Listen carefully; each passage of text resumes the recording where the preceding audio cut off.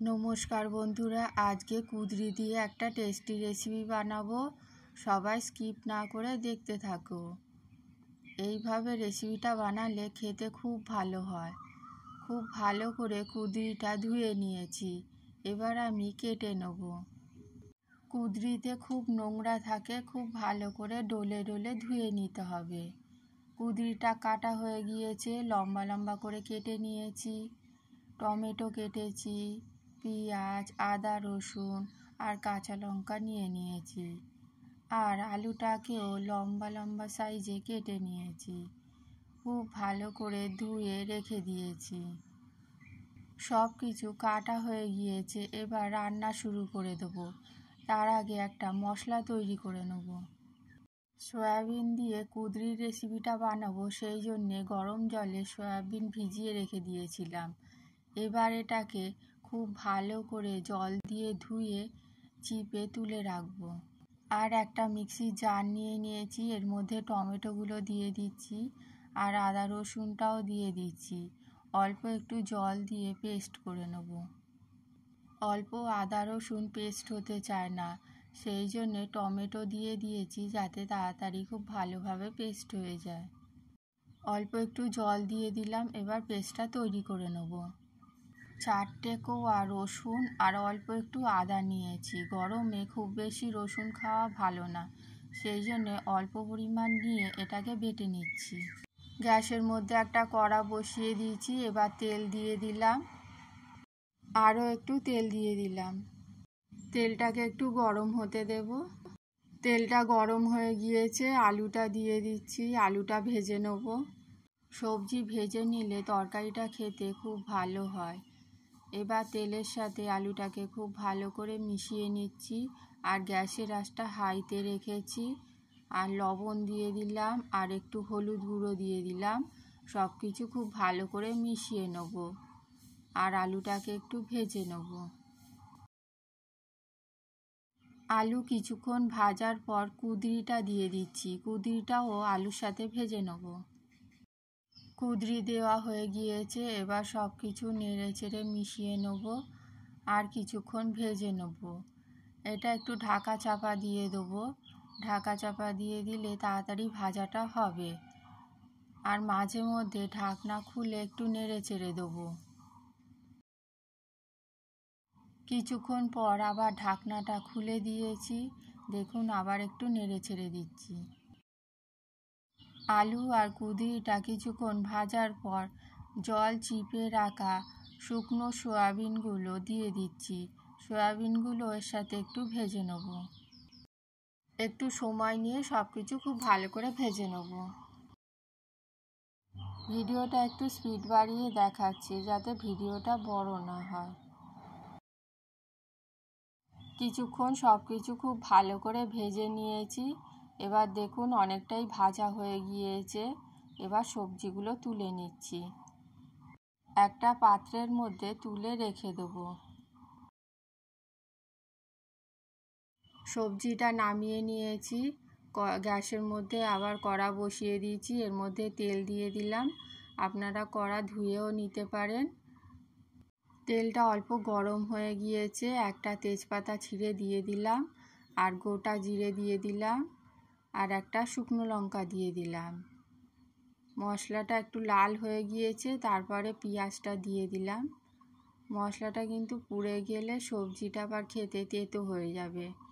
এবার পেঁয়াজটা দিয়ে পেঁয়াজটা ভেজে নেব কিছুক্ষণ। পেঁয়াজ ভাজা হয়ে গিয়েছে, আদা রসুনের পেস্টটা দিয়ে দিচ্ছি। এবার মশলাটাকে খুব ভালো করে কষিয়ে নেব। মশলা যত ভালো কষানো হবে তরকারির টেস্ট তত ভালো হবে, সেই জন্য একটু সময় নিয়ে মশলাটাকে কষিয়ে নিতে হবে।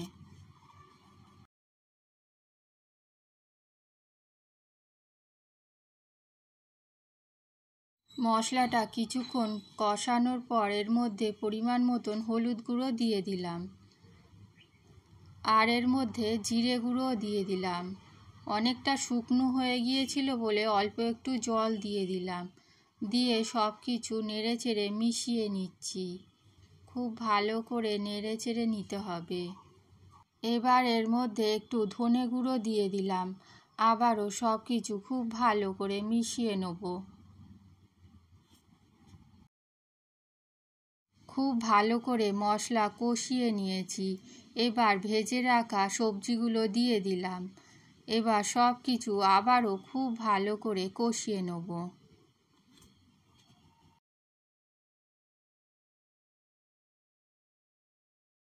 সব কিছু মশলা সবজির সাথে খুব ভালো করে মিশিয়ে নিচ্ছি।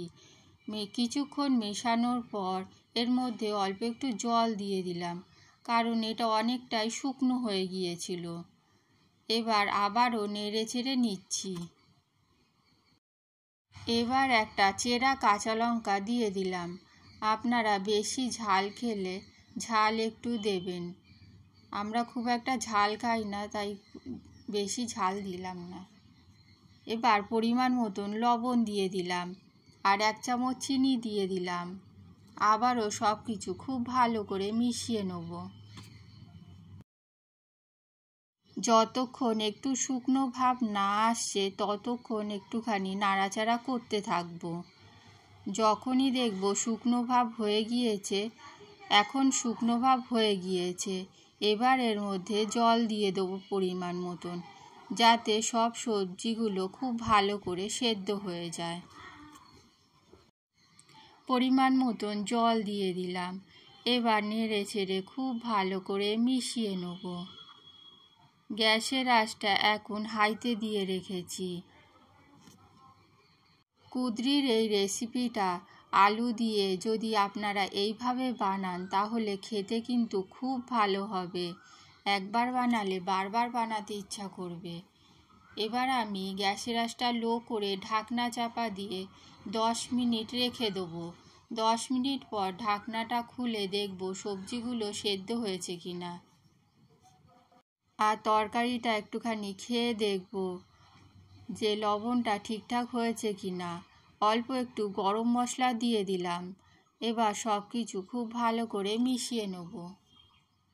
খেয়ে দেখে নিয়েছি লবণ ঠিকঠাক আছে। আলু আর সবজিও সব কিছু সেদ্ধ হয়ে গিয়েছে।